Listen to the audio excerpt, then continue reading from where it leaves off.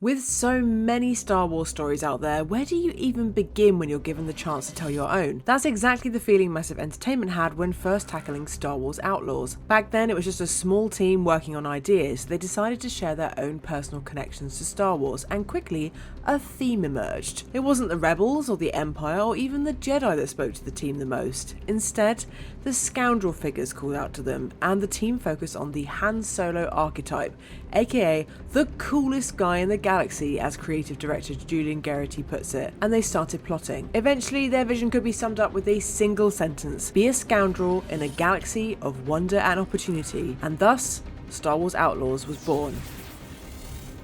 That single sentence has gone on to become an ambitious single-player open-world adventure. Our scoundrel is Kay Vess, and through her eyes, Massive Entertainment is attempting to create a full-spectrum fantasy of the thief, gunslinger, and resourceful underdog story. You'll get a blaster, be able to sneak and steal, and direct your Merkel friend Nix to do all sorts of things in and out of combat to get past enemies or gain the upper hand, like cause distractions, plant traps, or pinch loot. Outlaws will also feature RPG-like elements such as choices or dilemmas to address, a reputation system with the crime syndicates that ebbs and flows depending on the actions you take, and a wanted system that will have the Imperials hunting you down if you get on their bad side. But this fantasy also extends to the galaxy of opportunity and wonder, and how you'll be able to explore. The open world map is made up of 5 different planets and the orbital regions outside of them. You'll have your own speeder to ride on land around the cities, and your trailblazer ship to fly through space at will, something that was an important factor for the team. You'll see a lot of pride in the team being able to offer that scale, says game director Matthias Carlson. Not just in scale in terms of size, but I mean in experience. You can go from sitting playing Sabacc or Star Wars Poker in a cantina in a little town, walk outside, jump on your speeder, drive across a whole world, get in your ship, take off,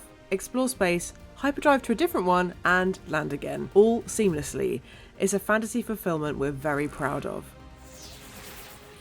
Thankfully, Massive Entertainment does have plenty of experience building open world games. As well as previously working on Avatar: Frontiers of Pandora, the studio also brought us The Division and The Division 2. Going from crafting The Division's multiplayer co-op experience to a single-player story-driven adventure in Outlaws naturally required a change in approach, but Garrity says it was much easier in many ways. It got us out of our comfort zone, Garrity says. The Division 2 were narrative, but because they were co-op focused, it didn't really allow us to spend a lot of resources or time on a narrative pipeline. We wanted to change that. We wanted Outlaws to be a tale to remember, something that was very profound for people discovering Star Wars for the first time, or who have been Star Wars fans since they were very, very young. Interestingly, the team has taken inspiration from another Ubisoft open world adventure, Assassin's Creed Odyssey. We spoke a lot about Assassin's Creed Odyssey when we were doing conception for this game, Garrity says, but we decided very early on that we couldn't afford to have an 150-hour experience. We wanted to make something that was much more condensed, much more focused on a journey for the player, where everybody who starts it will want to be able to finish it,